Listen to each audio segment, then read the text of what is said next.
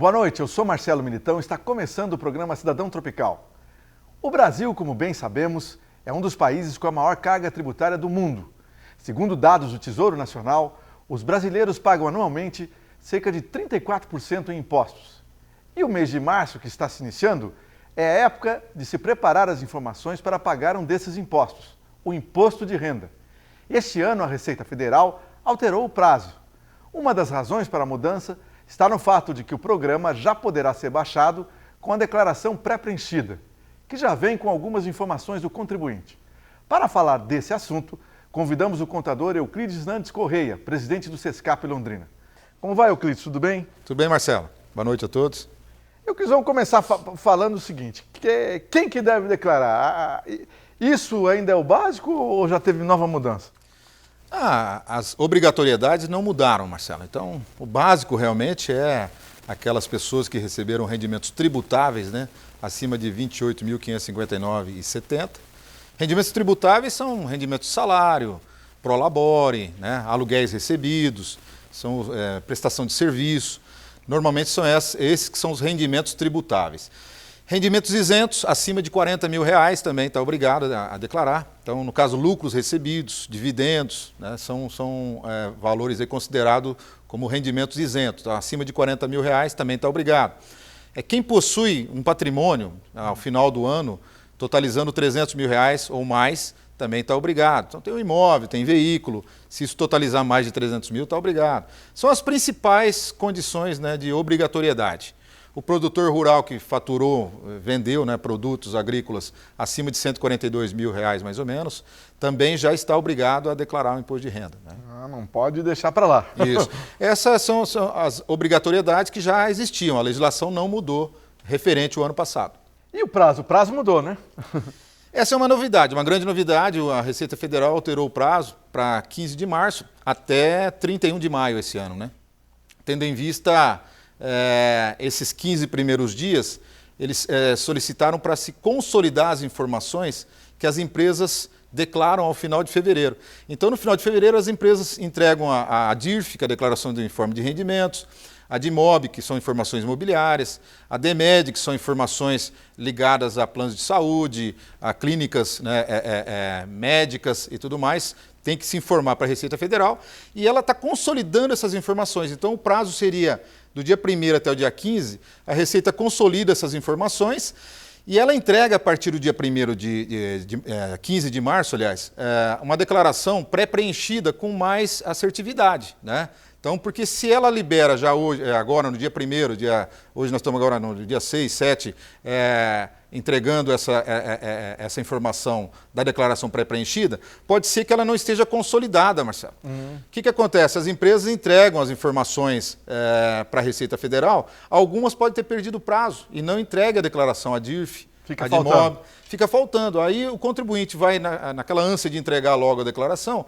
ele pode entregar uma declaração incompleta e cai na malha fina. Então a Receita Federal ela prorrogou para que em 15 dias ela consiga consolidar essas informações e quando a gente buscar a declaração pré-preenchida lá em 15 de março, a gente vai poder pegar as informações mais corretas possível. Tá? Os contadores ficou melhor ou pior? A gente avalia isso de duas formas, né? Tecnicamente é melhor. Porque se eu consigo baixar uma declaração pré-preenchida, onde eu já tenho informações dos médicos, né, os pagamentos que ele realizou para as clínicas, né, para os planos de saúde, as informações bancárias, até imobiliárias existe nessa declaração, as fontes pagadoras, eu consigo trazer isso de forma mais correta e mais rápida também, porque se eu trago da pré-preenchida, não preciso ficar aguardando o contribuinte me trazer o recibinho lá de médico, de dentista, já vai estar lá na declaração. Por esse aspecto é muito bom.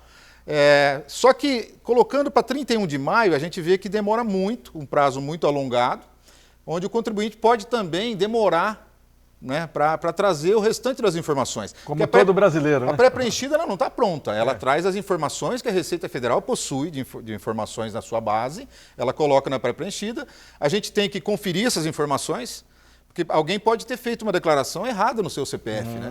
Pode ter informado lá um recibo, não era o teu CPF, era de um outro. Né? Existe um risco pequeno, mas existe o risco. Então você tem que conferir. Então, se o contribuinte deixar muito para o final do prazo, vai ficar para cima da hora e um prazo muito longo para nós. Nós já vamos estar no final de maio, quase no meio do ano, falando em imposto de renda de 2022. Para nós não é muito bom por esse aspecto, pela demora. O reajuste da tabela não aconteceu de novo? Bom, a tabela do imposto de renda, né, até para 2022 permanece a mesma, né? Agora, com esse novo governo, está se falando em aumentar o limite de isenção, né? Está na iminência de sair uma medida provisória aumentando possivelmente para 2 salários mínimos, né? O salário mínimo a partir de 1 de maio, possivelmente, que é o que a gente está acompanhando, de 1.320. Então, 2 salários, 2.640 seria o limite.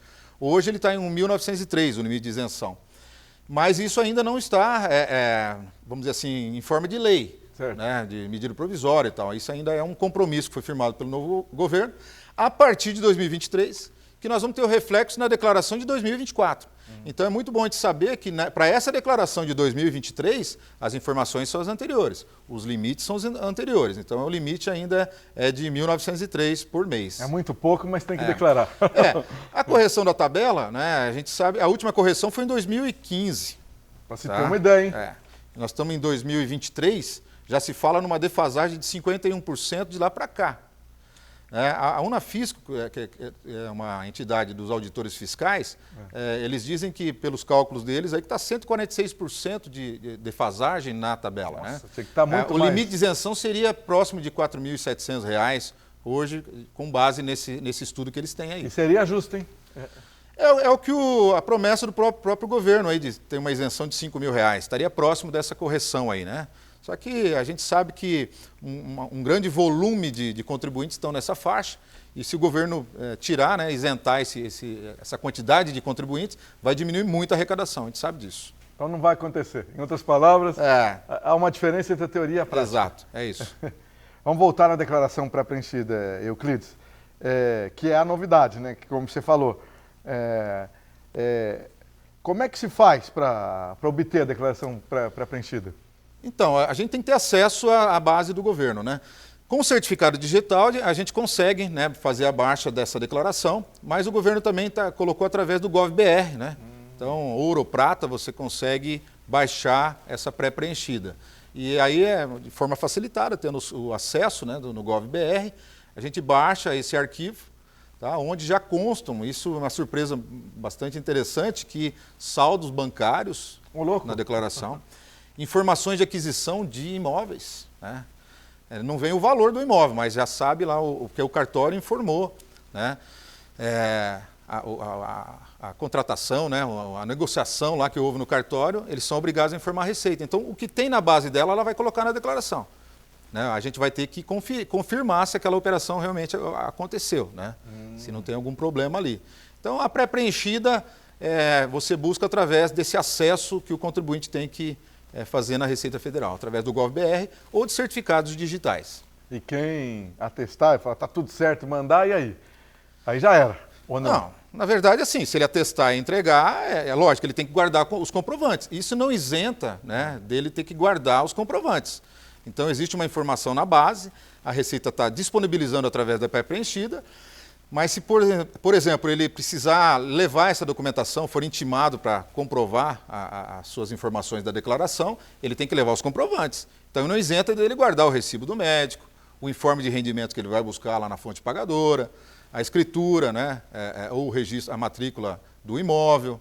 Então, ele tem que ter tudo isso em mãos, tá? Porque se for o caso dele ter que apresentar, ele não está isento porque buscou uma informação pré-preenchida na Receita. Tá? E se tiver errado, aí se a Receita mandou, como você falou, errado a pré-preenchida, dá mais problema, né? Na verdade, a Receita ela vai mandar o que ela tem na base dela, né? Certo. Então, quem que manda essas informações? As empresas, as fontes pagadoras. O que a gente diz é o seguinte, é que pode acontecer um erro de uma informação dessa, né? Então você não pode acreditar 100% que ela está correta, né? Pode até vir faltando alguma coisa. Pode faltar alguma coisa. Ou pode ter algo a mais também, né? Pode acontecer. E aí? Acontecer. De repente estão preenchendo a DIRF lá e trocaram o CPF de um pelo outro lá. Pode acontecer, um sistema, o volume de informações é muito grande hoje, né? Pode acontecer. Por isso que a gente fala para conferir, não aceitar simplesmente que veio lá está correto, né? Agiliza o preenchimento. Agora, isso mostra que o sistema de cruzamento de informações da Receita já é violento, assim, é muito completo já, né? A Receita tem um volume de informações muito grande, né? As operações financeiras, imobiliárias, né? As fontes de pagamento. Então, o que é preciso, ela está realmente já com informações na sua base e o que ela consegue já consolidar, verificar, né? Se realmente tem consistência aquela informação, ela está disponibilizando para o contribuinte. A tendência é que essa declaração seja somente para confirmação mesmo com o tempo, né? Acontece que na prática a gente enxerga um pouco diferente assim, porque tem muita coisa, dos grandes contribuintes principalmente, que ela não vai ter isso 100%. Né? Então, ela não consegue ter 100%. Então, você tem que também incluir informações ali. E o principal é a análise da declaração, não é nem um preenchimento, Marcelo. Certo. Então, o que é analisar uma declaração? Aquelas informações estão coerentes, consistentes com a tua realidade, né? Então, muitas vezes uma informação daquela lá pode estar com uma declaração negativa, por exemplo, você não está olhando. O que é uma declaração negativa? De repente o teu patrimônio demonstrado ali é maior do que a tua renda declarada, né? Está negativa, você está com problema com a receita. Não necessariamente. Né? A tua origem, você vai ter que informar uma outra origem de renda. De repente o patrimônio foi adquirido com empréstimo e financiamento de terceiros. Né? Quem que vai informar isso? Só você que está sabendo. Né? Então, o fechamento dela, a análise, isso a Receita não consegue terceirizar não, né? Não tem jeito. Não. Cris, vamos falar agora sobre a questão um pouco de investimentos, né? E a relação que isso tem. Aliás, a gente estava falando sobre imposto de renda e né, muita gente investe em renda fixa, renda variável, fundos diversos, rendimento também. Além do rendimento, também tem o imposto, né? Cada um com um tipo de tratamento tributário. E aí, o que isso... tem vantagem alguma coisa sobre alguma coisa na hora de declarar o imposto de renda ou não? Não é questão de vantagem, na Mas verdade tem a imposto tributação sobre tem. Toda a renda, a maioria tem imposto, né? Menos a poupança, é isso? A poupança é isenta. Né? O restante tem tributação, só que você nem enxerga lá, porque ela é tributada exclusiva na fonte. Então, né, a renda variável, né, essas aplicações em CDB, fundos de investimento, eles são tributados exclusivo na fonte. Então, se você analisar lá, da tua renda bruta que houve, tem uma parcela que é de imposto de renda retido na fonte, né? E ela é exclusiva, ou seja, você não consegue compensar. O que pagou lá na renda, pagou. Um abraço, já foi. Né? Então, a renda variável é tributada exclusivo na fonte. Tá? Então, normalmente, essas aplicações mais conservadoras, o próprio banco faz o cálculo e recolhe, ele fica responsável pelo recolhimento desse imposto. Na declaração do imposto de renda, você acaba tendo que informar lá, porque tem um grupo de rendas, né? Rendas isentas, rendas tributáveis exclusivamente na fonte e as tributáveis.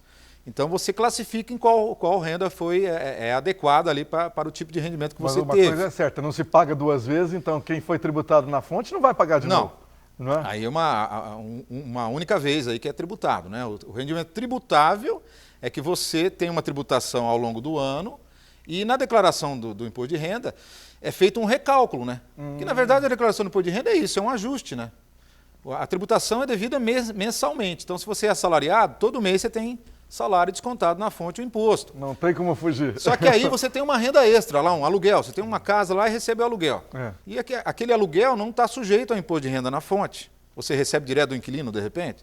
E é menos que R$ 1.900, então você não tem que pagar o imposto mensal. Mas nesse momento você tem que lançar o salário, declarar os aluguéis recebidos. O que acontece nesse momento? O salário está tributado, mas o aluguel não está. A declaração ela ajusta, ela soma os dois rendimentos, recalcula em cima do valor da tabela, ou seja, então vai aumentar a tua renda tributável e você vai acabar pagando imposto de renda sobre aquela renda que você não tinha sido tributado. Né? Então, por isso que a gente chama de ajuste. Tá? É uma declaração de ajuste, não é que você está tendo que pagar um imposto naquele momento. Muitas vezes pode acontecer o contrário, você ter pago a mais ao longo do ano, quando você faz o ajuste, né, lança despesas, não vai ter todo aquele imposto que foi descontado ao longo do ano. Então, ele vai te devolver uma parte, que é a restituição. Né? Muitos até querem saber, não tem restituição. Né? Se você nem recolheu, nem pagou ao longo do ano, não vai ter restituição. Né? Então, a declaração ela vem para isso, para ajustar, né, essas rendas e tributar de forma regular, assim, toda a renda que você oferiu. Agora, nos últimos anos aumentou aqui no Brasil, né, o número de pessoa física, de investidores em ações, né, Euclides? Tanto que a Receita alterou esse ano o limite de obrigatoriedade do imposto. Explica isso para a gente. Na verdade, assim, está obrigado a entregar a declaração do imposto de renda quem teve vendas, né, de ações acima de 40 mil no ano. A venda de ações acima Venda de ações. É o total, faturamento, vamos dizer assim. E antes, né, qualquer valor negociou em bolsa, você já estava obrigado a declarar. Então, o que mudou é isso. Podia ser milão. Podia ser R$1.000. Negociou em bolsa, você vai ter que declarar. Esse ano, não. Só vai ser obrigado se você tiver a venda de ações superior a R$40 mil no ano. Né? Obviamente que se você tiver outras rendas que te obrigam, você vai ter que declarar também, né? Mesmo que você não tenha os 40 mil de ações. Tá? Agora, se o fato teu é só ações, só está obrigado se você oferir aí uma receita bruta de venda maior que 40 mil. E ao contrário dos investimentos que a gente acabou de falar, renda variável, renda fixa, aqui a ação não é tributado quando vende, né? Ou já é? Não, a ação você que tem que fazer a declaração. Na verdade, existe um imposto que é o imposto dedo duro, né? Tem um 0,005 que é descontado na fonte. Tá? Já ele é tem, só um dedo duro, para dizer assim, ó, ele teve rendimento em bolsa. A Receita já fica sabendo. Fica sabendo. Então, você te obriga a fazer o controle. Então, esse controle é mensal, você tem que controlar, fazer tem softwares hoje, tem empresas especializadas que calculam, mas você consegue fazer através de uma planilha, porque todo mês você tem que calcular qual foi o teu ganho ou prejuízo com ações. Se você teve ganho, vai ter que recolher o imposto no mês seguinte. Né? Então, os ganhos de bolsa de valores são 15% no geral, né? A não ser o day trade, que aí é 20%. Tá? Então, um percentual maior também. Mas você que recolhe. É uma obrigatoriedade do próprio contribuinte fazer o cálculo e recolher o DARF. Quem não fez tem a segunda chance na hora da declaração. Tem a chance agora, mas ele tem que recolher o imposto atrasado. Então, se ele teve um ganho lá em janeiro do ano passado, 2022, esse imposto venceu em fevereiro de 2022. Vai ter que recolher um DARF à parte e só informar na declaração. E aí já vem multa, já vem Como juros. eu te disse, a declaração nossa é ajuste. Então, se você devia lá, tem que pagar lá com multa e juros. Não tem jeito. Não tem jeito. Muita gente achava, vou investir em ação, que é bom demais. Não é bom, mas não está fora das regras, né? Eu acho que o investidor de ações tem que ter um perfil assim, né, de acompanhar, tem que ter um bom assessoramento, né? Que não é assim, vai comprando e a gente tem, né, históricos aí de que não muito agradáveis aí daquele que vai se aventurar, né? Então vai investir, procura aí ter um bom assessoramento, né? É a melhor coisa. É isso aí. Outra coisa que tem gente, inclusive tem um boom, que são as criptomoedas, os criptoativos, né? Um boom nos últimos 10 anos nós tivemos aqui no Brasil e elas não são consideradas efetivamente moeda de curso legal. Mas e aí? E como tratar disso na declaração, Euclides? A Receita vem profissionalizando isso e acompanhando, né? Na verdade, você já tem que declarar as criptomoedas. Existem os grupos lá de criptomoeda, onde você declara os saldos existentes no final de cada ano. E a criptomoeda é um ativo, né, que você tem que calcular o ganho de capital, se houve. Se teve ganho de capital, você tem que calcular. Né? Então, o ganho de capital, se você vendeu até R$35 mil por mês de criptomoeda, também está isento. Né? Então, ele segue a mesma regra do ganho de capital. Então, se acima de 35 mil, se der ganho, vai ter que pagar o imposto. E varia lá de 15%, 17,5% até 22,5% de imposto sobre o ganho. Então, você também deveria estar apurando, né, esse ganho. Todo mês a mês? No início, há um tempo atrás, quando teve uma avalanche assim, de investidores em criptomoedas, o pessoal, a gente começou a observar assim, muita gente sem controle, né? Então, e a Receita também foi entrando, e hoje ela possui já códigos específicos para você declarar e também a forma de você calcular esse ganho, né, e apresentar e oferecer a tributação através do ganho de capital. E quem omitir, a Receita consegue já hoje chegar na pessoa que omite? Ela está obrigando, aí já tem instrução normativa para as corretoras informar também, como as informações bancárias, né? Tá? Então, já buscou, existe instrução normativa já regulamentando como que as corretoras devem apresentar os saldos para a Receita Federal. Tem gente que imagina, isso aqui não é nem no Brasil, então é algo virtual, ninguém vai me pegar. O que acontece, Marcelo? A informação existe, a Receita é a questão dela definir se ela vai utilizar isso para algum programa de fiscalização ou não. Né? Então, muitas vezes o pessoal conta um pouco com a sorte, né? Tipo assim, não estão pegando, né? Não estão pegando, mas a informação está sendo alimentada. A partir do momento que a Receita quiser fazer uso disso para fiscalizar, para exigir o recolhimento do tributo, né, já existem ferramentas para isso. Tá? Senão também o cidadão investe nisso, fica multimilionário sem pagar nenhum imposto, aí não é justo, né? É um problema depois, né? Como é que você justifica qual a origem desse recurso, né? Aí você começa a investir e tal, e qual é a origem desse recurso, né? Então, a origem tem que ser, se não é tributada, tem que mostrar por que não é tributado. Então, tem que ser feita uma análise aí. Mas no caso das criptomoedas, a Receita já tem, né, a Instrução Normativa 1888, que define as regras para as corretoras informarem na Receita Federal. Bom, e os imóveis? Evidentemente, conforme você falou, de IMOB, né? A de IMOB. Já está tudo informado antes. Já é informado tanto os valores de aluguéis recebidos, as imobiliárias, as administradoras de bens têm que informar, né? Os cartórios através da DOI, que é a Declaração de Operações Imobiliárias. Então, esse grupo aí de imóveis, ligado aos imóveis, receita, venda, operações ligadas aos imóveis, a Receita acompanha muito de perto isso. Tanto é que foi esses dias conversando com o próprio delegado da Receita Federal. No SESCAP, aqui em Londrina, na coletiva nossa. Foi uma surpresa até, ele falou, já tem na declaração do imposto de renda, a pré-preenchida, já vai aparecer os dados dos imóveis que eles adquiriram. Né? Então, isso para nós assim ia demorar um pouquinho, e já chegou. Né? Ou seja, eles estão surpreendendo. Aí o que cabe, assim, o contribuinte tem que acompanhar o ganho de capital, principalmente na venda, né? Porque a Receita vai ter a informação da compra, né? A venda ele tem que, porque as regras do ganho de capital são várias. Né? Então aí já é difícil dela calcular isso para o contribuinte.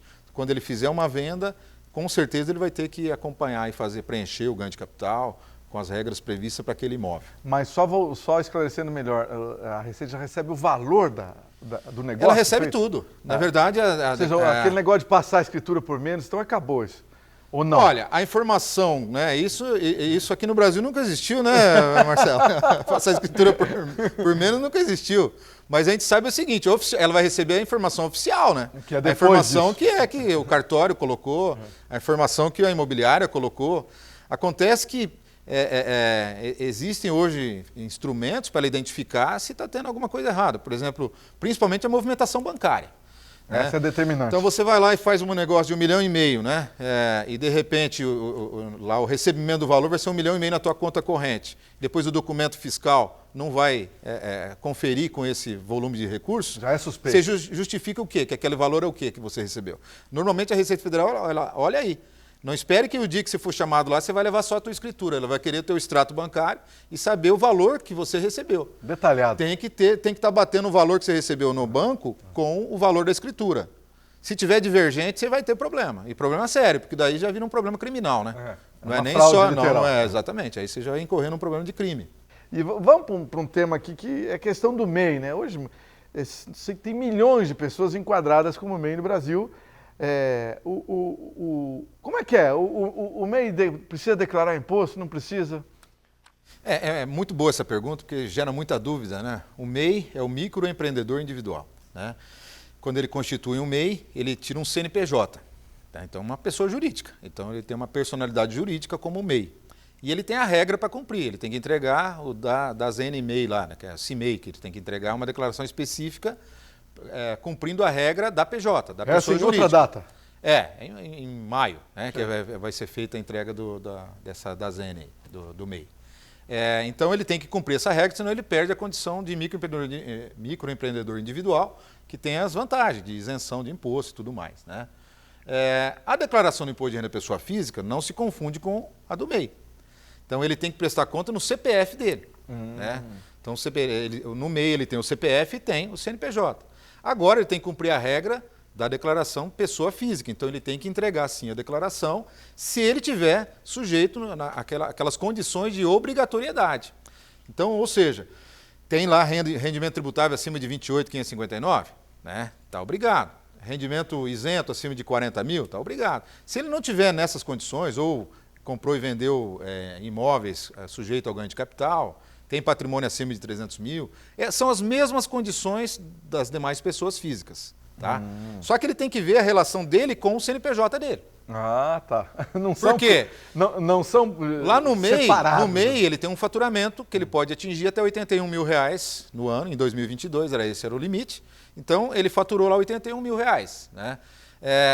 qual que foi a relação desse MEI para o CPF dele? Ele pegou dinheiro para ele, pessoa física, ele pegou lucros, ele tirou Prolabore para ele. Então, o lucro de lá para cá, o Prolabore de lá para cá para o CPF, ele tem que verificar se não está sujeito à obrigatoriedade de fazer o imposto de renda pessoa física, né? Uhum. E a gente orienta que faça, porque mesmo que ele não tenha obrigatoriedade, é um documento que ele pode, né, justificar uma renda, né, fazer um cadastro, tá? Então ele pode declarar. De que forma? Se ele tiver a contabilidade, né, se ele contabilizar, fizer a contabilização, ele vai saber exatamente o que sobrou para ele e aquilo que ele retirou é lucro. Então, vamos supor que ele teve lá 80 mil de faturamento e gastou 20 mil. Sobrou 60 mil, e 60 mil para ele é lucro, Marcelo. Então, na pessoa física dele, já estaria obrigado, né? Obrigado a declarar. Se ele não tiver uma contabilidade, ele consegue resolver. Existe o lucro presumido que ele pode utilizar, que é 8% de lucro no comércio, 32% no serviço. Então, em cima do faturamento do MEI, ele presume que ele teve um X de lucro. E aí ele traz esse lucro para a declaração pessoa física, né? Então, eu acho que tem que ficar bem claro que ele tem que se preocupar, sim, com as duas declarações, a do MEI e a dele, pessoa física, tá? E de preferência... E uma vai, a do MEI, com certeza, a movimentação do MEI é que vai trazer informações para ele preencher a da física, né? Ah, entendi. Entendeu? Que é a renda dele, né? É a renda.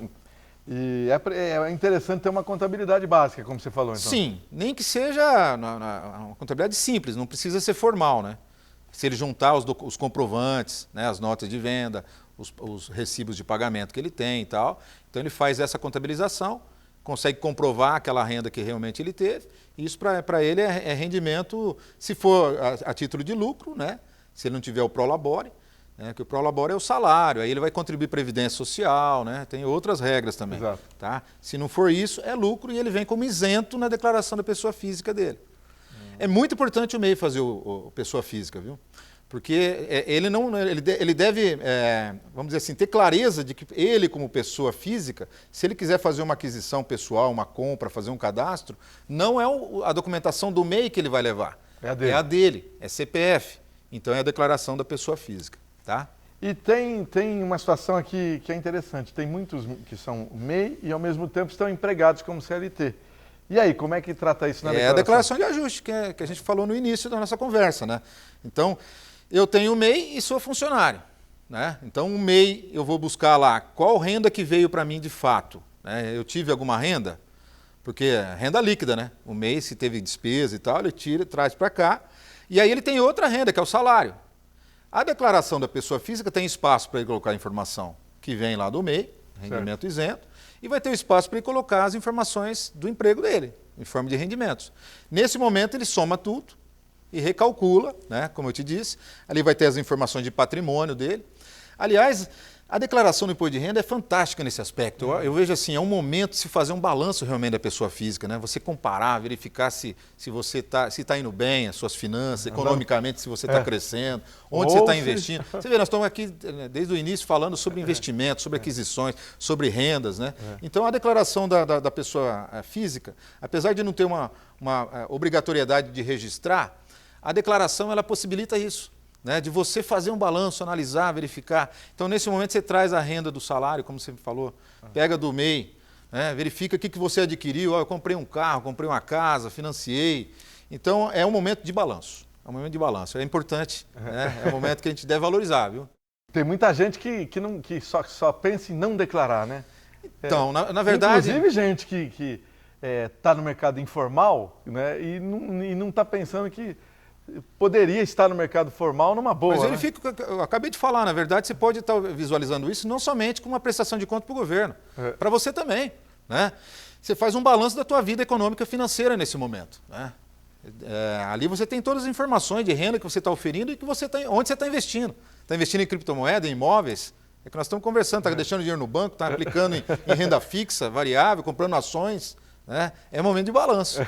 Bacana, um momento bacana de conversar, ir lá com o contador tomar um café. Né? Vai antes, se deixar para cima da hora, ele não vai tomar café com você.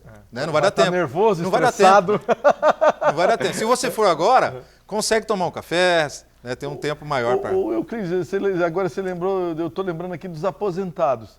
Toda a aposentadoria é não tributada? Não, a aposentadoria é tributada, na verdade, Certo. assim, aquele acima de 65 anos é que tem a isenção, né? Então, tem limite de isenção, que é 2.400 mais ou menos. O número em si, agora, nesse momento, eu não vou ter para você. Mas eu acho que você é na faixa de 2 salários mínimos ali. Que acima disso já é tributado. É, né? Já. Mas a maioria na fonte, ou não?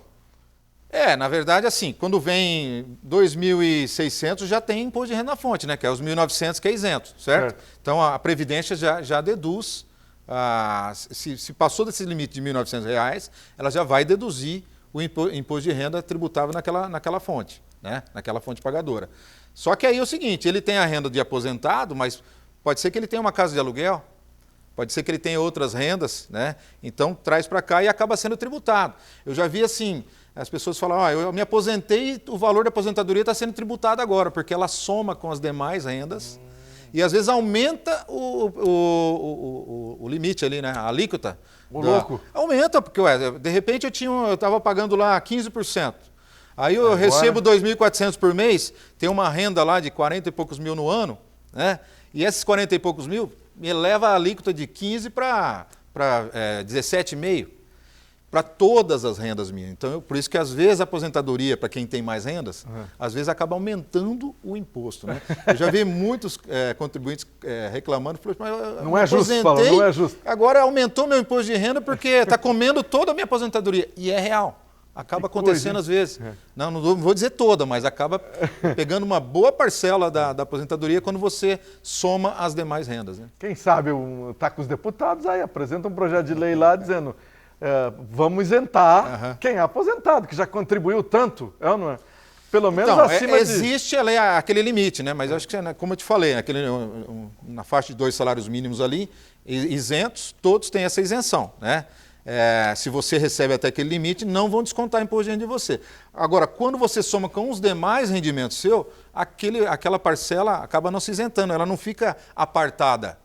Ela acaba entrando junto com as outras. Uma soma e um entendeu? abraço. Agora, se você tem só rendimento da aposentadoria, vai ficar isento.